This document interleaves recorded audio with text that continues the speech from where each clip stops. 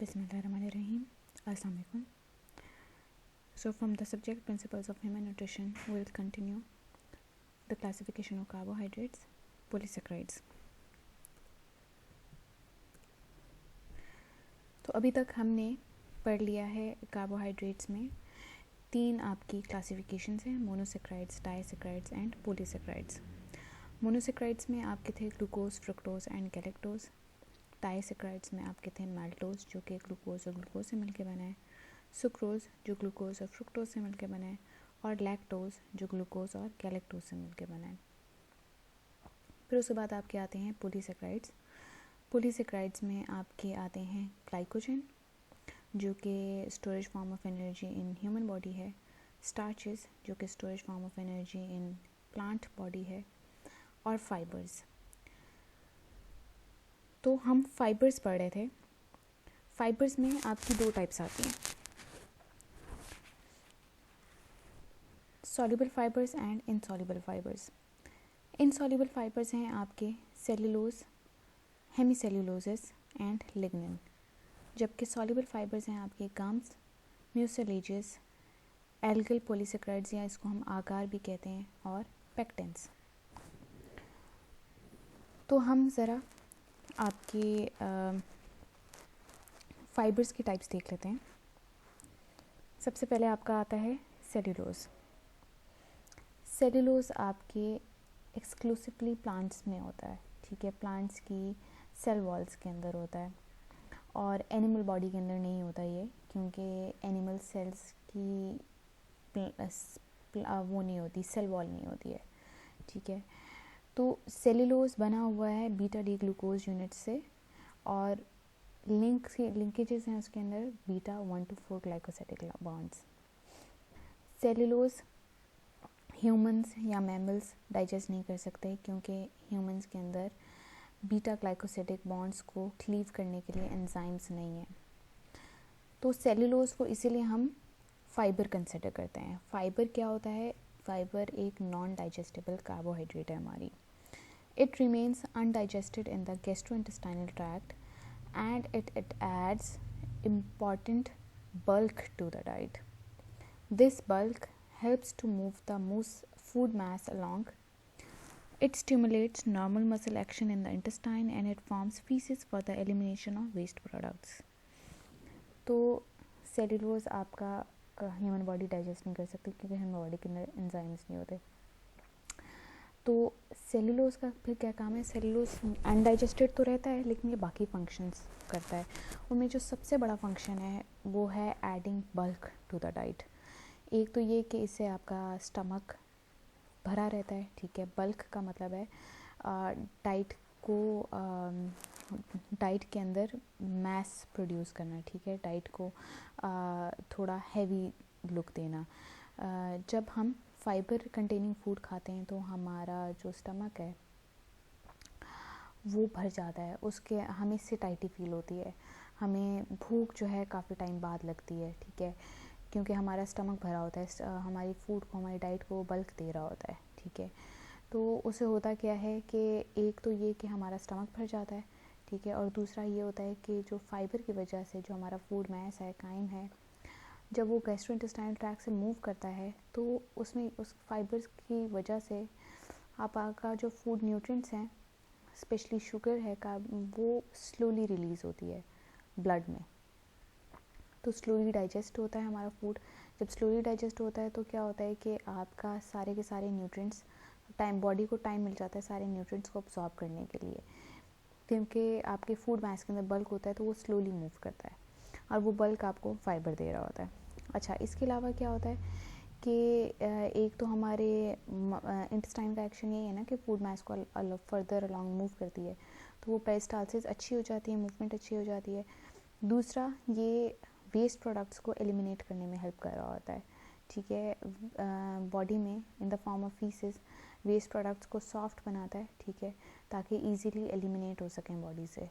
अगर हार्ड हों तो आपके स्टूल्स इजीली एलिमिनेट नहीं होते बॉडी से. It is a major constituent of fibre, the non digestible carbohydrate, ठीक है, ये मैं आपको बता चुकी हूँ. तो ये है आपके सेलुलोज का स्ट्रक्चर, ये हम बायोकेमिस्ट्री में कर चुके हैं। अच्छा, इसके अलावा आपके कुछ पॉलीसेक्राइड्स होते हैं जो नॉन सेलुलोज पॉलीसेक्राइड्स होते हैं। इनको हम हेमीसेलुलोज, पेक्टिन्स, गम्स, म्यूसिलेजेस एंड आगार सब्सटेंसेस या एल्गल सब्सटेंसेस और इन सबको हम नॉन सेलुलोज पॉलीसेक्राइड्स कहते हैं। होता क्या है कि ये सब वाटर एब्जॉर्ब करते हैं और ये स्वेल हो जाते हैं।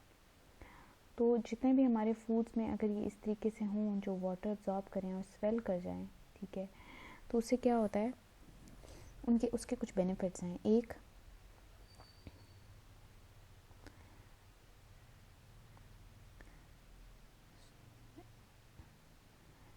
ये हेल्प कर रहे होते हैं, they help in slowing the emptying of food mass from the stomach से स्लोली फूड मैस एम्प्टी होता है तो आपको जल्दी भूख नहीं लगती और आपको सेटाइटी फील होती है। सेटाइटी का मतलब है सेटिस्फैक्शन होना।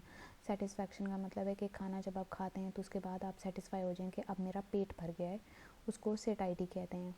अक्सर होता ही है कि फॉर एग्जांपल अगर आप कार्बोनेटेड बेवरेज लें, आप कोई जूस लें, तो आपका स्टमक बहुत जल्दी खाली हो जाता है और आपको फिर से भूख लगती है।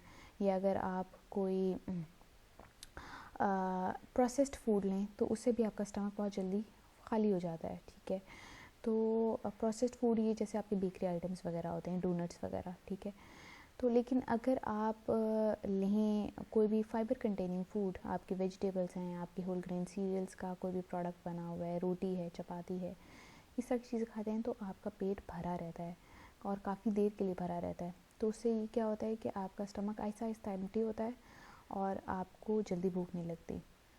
तो इन कंपैरिजन अगर आप देखें, अगर आप एक टाइम पे रोटी खाते हैं, ठीक है, और रोटी अगर आप नहीं खा रहे उसकी जगह आप पहले आप कहते हैं कि अच्छा चलो मैं डोनट खा लेती हूँ, डोनट जल्दी आपका अब्जॉर्ब हो जाता है, आप उसकी जगह जूस पी लेते हैं, वो भी जल्दी अब्जॉर्ब हो जाता है। फिर आप कहते हैं अच्छा मैं कुछ और खाती हूँ, रोटी नहीं खानी, आप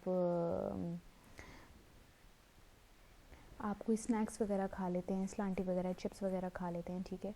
तो उनमें अगर वो फ्राइज़ हैं जैसे घी में पके हुए तो उससे थोड़ी आपको सैटिस्फाइटी मिलेगी, लेकिन आपको उस तरीके से आपकी भूख ख़त्म नहीं होती या पेट नहीं भरता जिस तरीके से आप एक फाइबर कंटेनिंग होल फूड खाते हैं, होल मील खाते हैं, तो उससे पेट भरता है आपका। तो इससे क्या होता है कि एक जगह आपने सिर्फ रोटी खाई है सालन के साथ, दूसरी जगह आपने इतनी चीज़ें खा ली, तो उन चीज़ों की कैलोरीज भी आपकी बॉडी कंज्यूम कर लेगी और आपका पेट भी नहीं भरा होता। सेकंड फिर आपका आ जाता है, they prevent absorption of bile acids and cholesterol through binding with them in the intestine. अच्छा, एक चीज़ मैं आपको बताती जाती हूँ कि आपके बाइल एसिड्स जो हैं लिवर प्रोड्यूस करता है।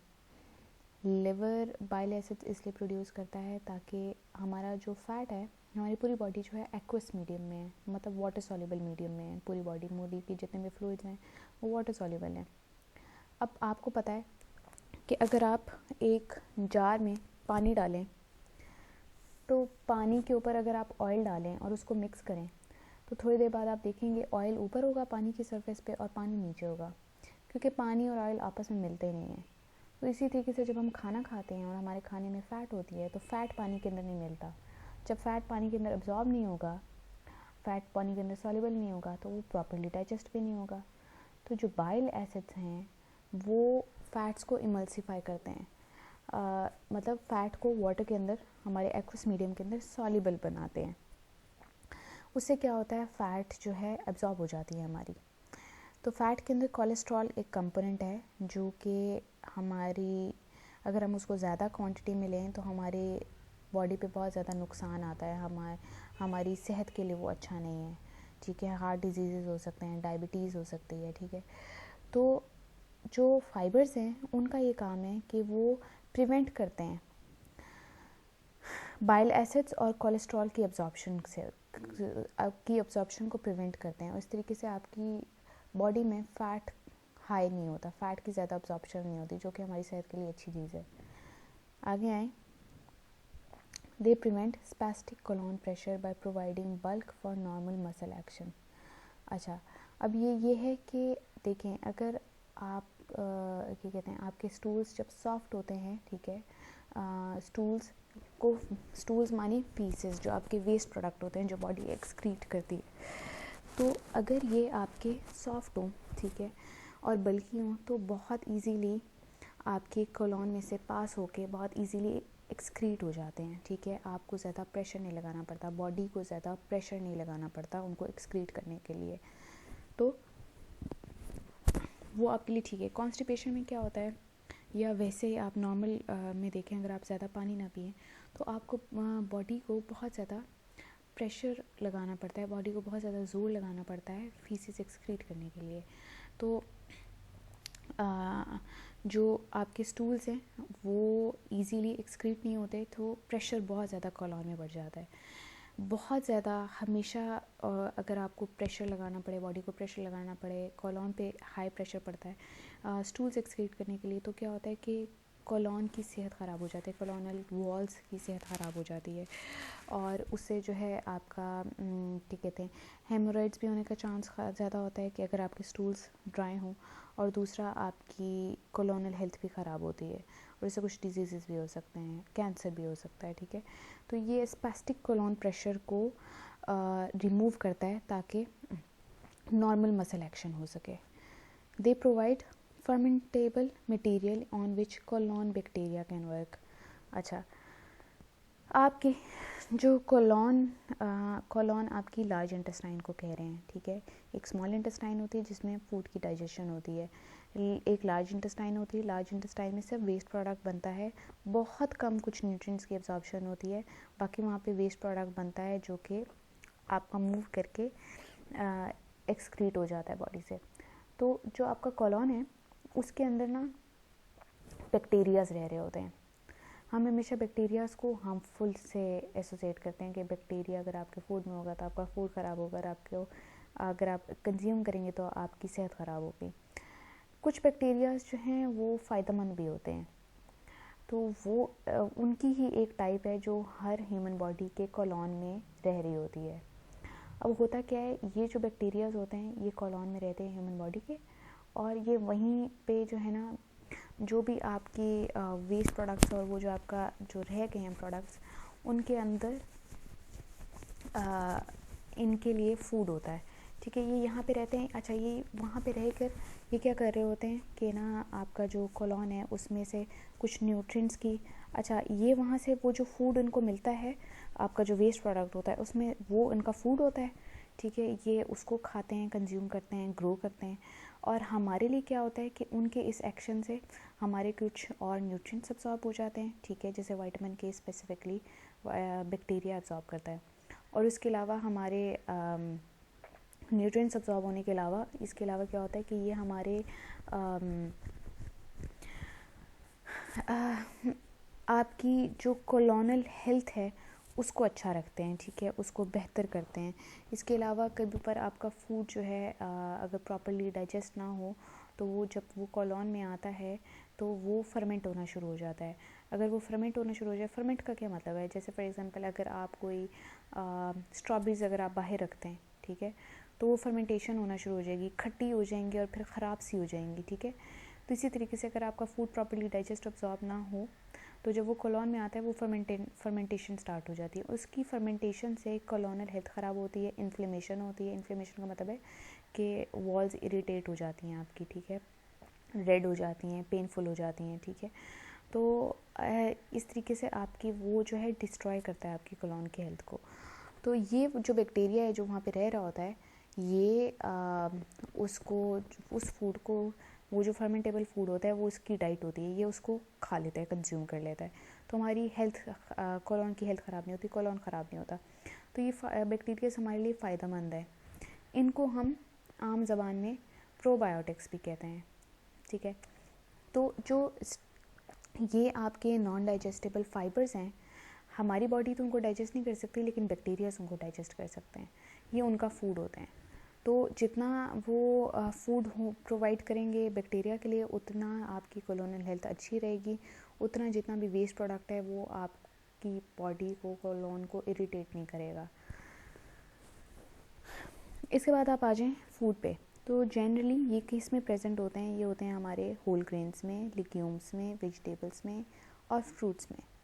और ज़्यादातर ये इनकी स्किन्स में होते हैं। तो जैसे कहते हैं ना कि सेब अच्छी तरीके से धो के खाएं, लेकिन स्किन उतार के ना खाएं, स्किन के साथ खाएं, क्योंकि वो ज़्यादा आपके लिए फ़ायदेमंद होता है, क्योंकि स्किन में ज़्यादा फाइबर होती है। Whole grains provide a special natural package of both the complex carbohydrate starch and the fiber in its coating. In addition, whole grains contain an abundance of vitamins and minerals. आगे आ जाएं। Many health organizations have recommended increasing the intake of complex carbohydrates in general and dietary fiber in particular. तो हमें अपनी intake में sugars कम कर लेनी चाहिए, complex carbohydrates और डाइटरी फाइबर अपनी डाइट में ज़्यादा कर लेना चाहिए। Our desirable fiber intake should not be exclusively achieved by adding concentrated fiber supplements to the diet. अच्छा, बाज़ार से फाइबर सप्लीमेंट्स भी मिलते हैं, जैसे फॉर एग्जांपल इस्पागोल है, या जिसको हम इसमगोल भी कहते हैं, ठीक है। ये जो है ये एक तरह से आपका डाइटरी फाइबर सप्लीमेंट है, इट्स गुड फॉर यू। लेकिन आपको ये नहीं चाहिए कि आप वैसे जंक फूड खा रहे हो और प्रोसेस्ड फूड खा रहे हो और आप कहें कि जी डाइटरी फाइबर तो मेरे लिए अच्छा है, तो मैं सप्लीमेंट के तौर पे डाइटरी फाइबर ले लूँ।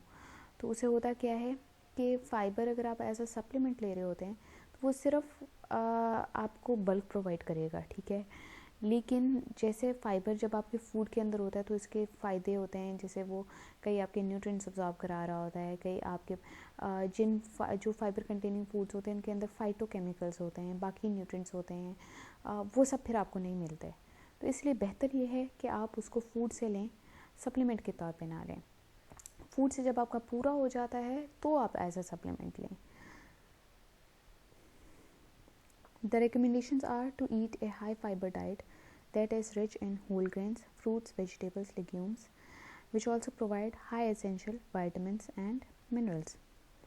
तो recommended daily intake fiber की क्या है, वो है men or women who are older than 50 years old or older is 38 and 25 gram per day. मतलब men के लिए फाइबर इंटेक 38 होनी चाहिए और वुमेन के लिए 25 ग्राम होनी चाहिए।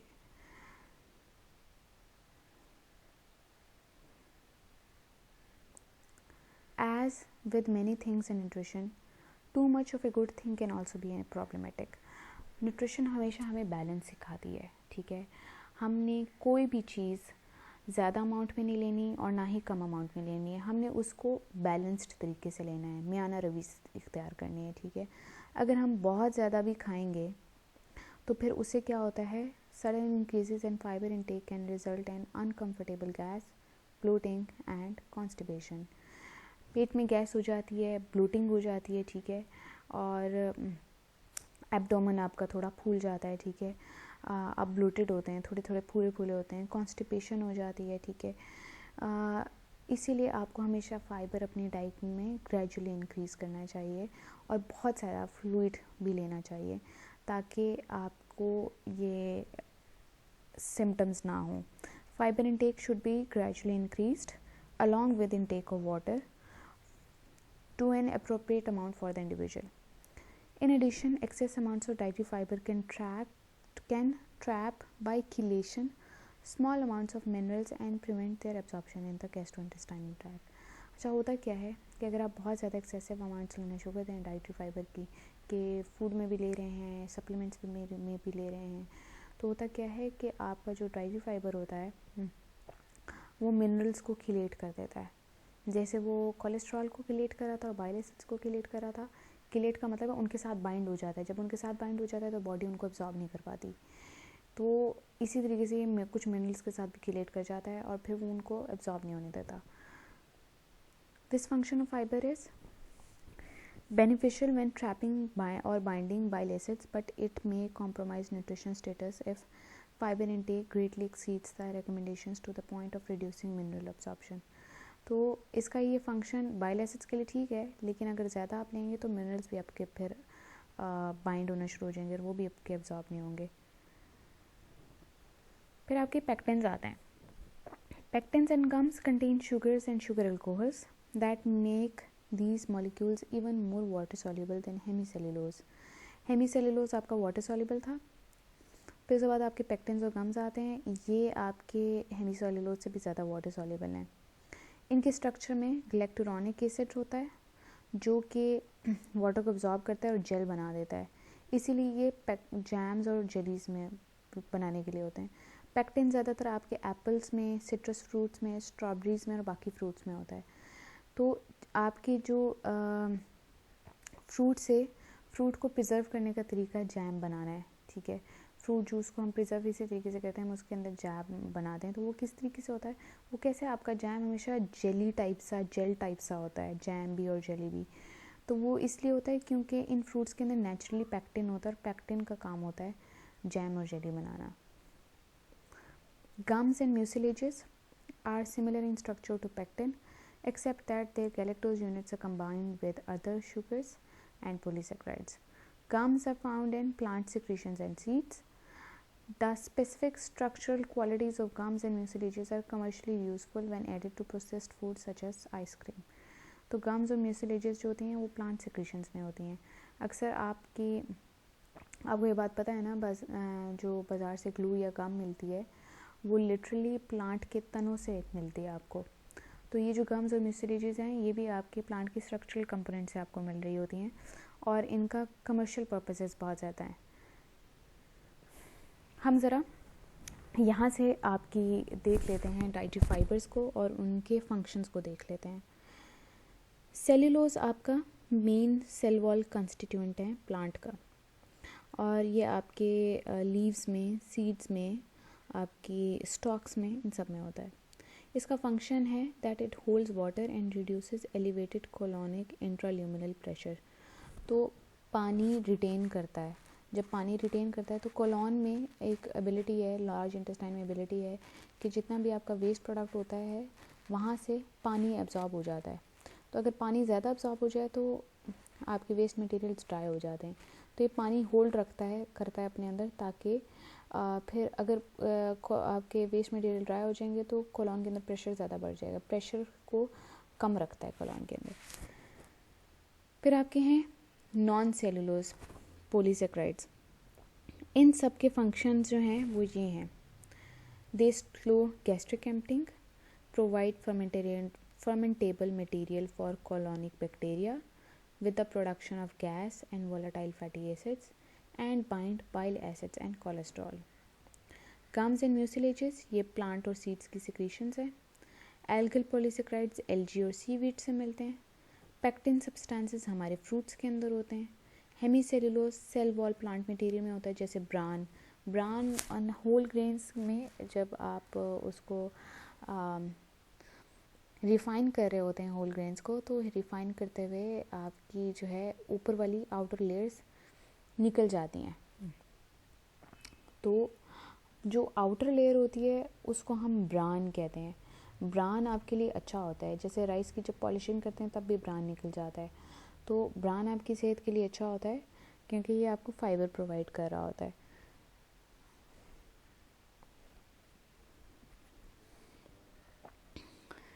ये आपका है, जैसे फॉर एग्जांपल वीट है, इसका ये जो बाहर वाला हस्क होता है ना, इसको रिमूव होना चाहिए।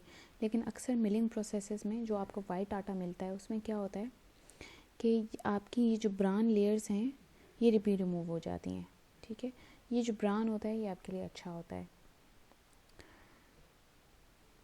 इसका फंक्शन क्या है? Holds water and increase stool bulk, reduces elevated colonic pressure and binds bile acids. Lignin जो होता है ये प्लांट्स के वुडी पार्ट्स में होता है, जैसे ब्रोकली की स्टेम है, एडिबल सीड्स जैसे स्ट्रॉबेरीज होते हैं, फ्लैक्स सीड्स जैसे अलसी के दाने, ठीक है, इन सब में लिग्निन होता है। लिग्निन एंटीऑक्सीडेंट है, binds bile acids, cholesterols and metals, इन सब को बाइंड करता है, ठीक है।